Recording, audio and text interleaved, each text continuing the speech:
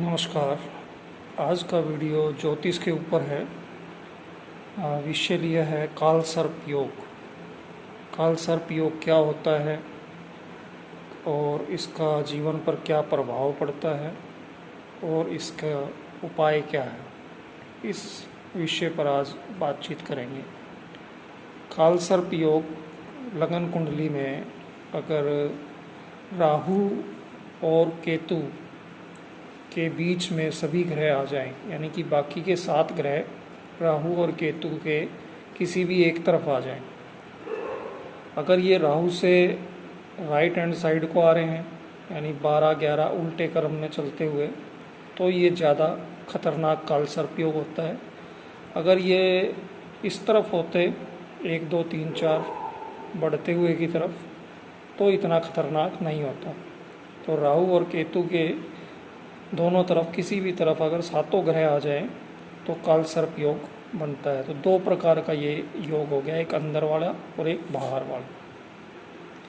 इसमें से भी अगर हम देखें तो जैसे यहाँ मेष लगन है, अगर यहाँ वृष लगन होता, मिथुन होता, कर्क होता, तो इसी प्रकार से ये 12 लगनों से 12 योग बनते राशि के बदलने से। और अगर ये राहु पहले घर में ना होके दूसरे घर में होता और केतु 8वें घर में और फिर बाकी के सारे ग्रह इस तरफ होते, तो वो एक अलग प्रकार का काल सर्प योग बनता। तो इस सब तरीके से मिला के जो टोटल काल सर्प योग बनते हैं वो 2 प्रकार गुना में 12 राशियों का, गुना में 12 लगनों का, गुना में 9 ग्रह किस प्रकार आगे पीछे होके बैठते हैं, वो 9 गुना 8 गुना 7 ऐसे 100 करके बहुत प्रकार का काल सर्प योग बन जाता है।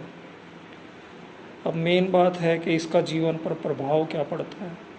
काल सर्प योग का जीवन पर मुख्य प्रभाव ये पड़ता है कि सभी कार्यों में अड़चनें आती हैं। कोई भी कार्य एक ही बार में पूरा नहीं हो पाता, कुछ ना कुछ अड़चन, कुछ ना कुछ रुकावट सभी कार्यों में आते हैं।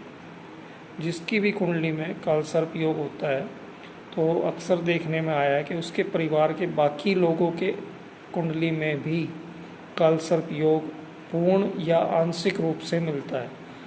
आंशिक काल सर्प योग का मतलब है कि 7 में से कोई एक ग्रह इस तरफ भी आ सकता है, तो फिर वो आंशिक काल सर्प योग बन जाता है। अक्सर चंद्रमा बाहर होता है। तो इस प्रकार से पूरे परिवार पर ही काल सर्प योग का प्रभाव पड़ता है। फिर ये किस किस राहु और केतु की पोजीशन पर डिपेंड करता है कि वो मेन किस घर पर, किस जगह पर ज़्यादा इफ़ेक्ट करता है। बाकी ज़्यादातर देखने में यही आया है कि जब काल सर्प योग होता है तो उसकी परेशानी जो होती है वो संघर्षमय जीवन, कार्य ना बनने, अड़चनें आना, रुकावटें आना, घर परिवार में कुछ ना कुछ दिक्कतें बनी रहना। सब कुछ ठीक होगा तो कुछ ना कुछ हेल्थ का या फाइनेंशियल का इशू हो जाएगा, तो कुछ ना कुछ रुकावटें आती रहती हैं। इन रुकावटों को कम करने के लिए या दूर करने के लिए जो शास्त्रों में काल सर्प योग का उपाय बताया गया है, वो एक तो है रुद्राभिषेक करना, जो कि शिवलिंग के ऊपर लगातार जल की धार पड़ती है और रुद्री पड़ी जाती है, मंत्र उच्चारण होते हैं, तो उसको रुद्राभिषेक बोलते हैं। दूसरा एक आसान तरीका है जो आप लोग खुद भी कर सकते हैं, वो है 1.25 लाख जाप ओम नमः शिवाय के, और उस 1.25 लाख के बाद उसका 10वां हिस्सा यानी 12,500, और फिर उसका 10वां यानी 1250, और उसका 10वां यानी 125।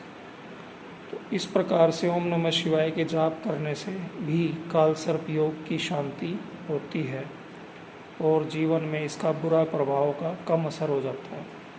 यानी टोटल 1,38,875 जाप ओम नमः शिवाय के किए जाएं तो भी इसका अच्छा प्रभाव काल सर्प योग पर पड़ता है।